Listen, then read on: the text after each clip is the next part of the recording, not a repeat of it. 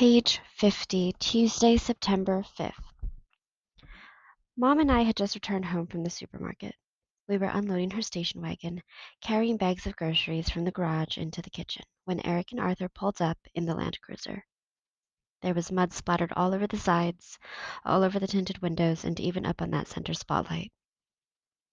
Eric got out of the passenger side and walked up to Mom slowly and solemnly. Arthur got out and followed him. Eric stopped just inside the garage and said, "Mike Costello's dead, Mom. He got killed at practice today." Mom and I stopped still, the supermarket bags weighing down our arms. Neither of us moved or knew what to do next. We stared at him, speechless, until he continued in the same voice. He was just standing there in the end zone. He had one hand on the goalpost, leaning on it, and kaboom! There's a crack and a flash, and he went flying through the air. He landed right on his back, right there on the goal line. By now, Mom was staring hard at him, trying to understand the point of the speech. Eric, the boy, the boy who was here, Mike, is dead? Dead before he hit the ground. Arthur and I went over and looked at him, right? Arthur spoke up. Right. The whole left side of his hair was burned off, singed right off, you know?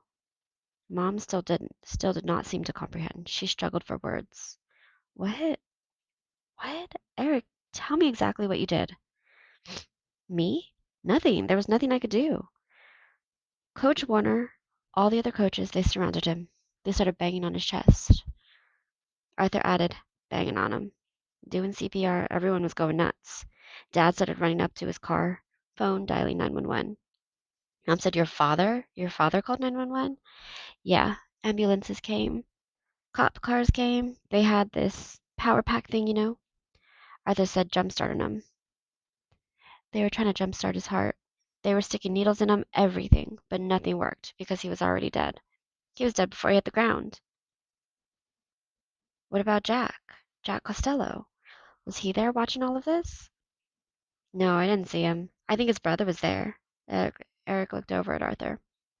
Was that his brother? Arthur said, yeah, and seemed to fight back a smile. Eric continued, his little brother freaked out. He went crazy. He kept trying to take off Mike's shoes. I thought the coach was going to have to smack him. He wouldn't get out of the way, just kept trying to take off his shoes. Did you see that? Eric looked at Arthur again, who covered up his face with his hand. Mom picked up the phone. She tried to reach Dad.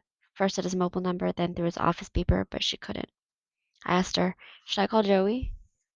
No. No, we can't call the Costellos now. We can't intrude on them now.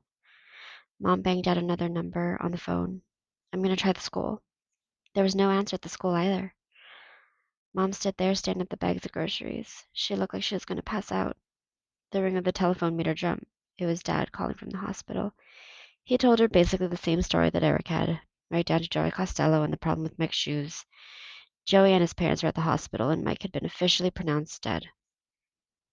Dad said that everyone there was in a state of shock. I know I was.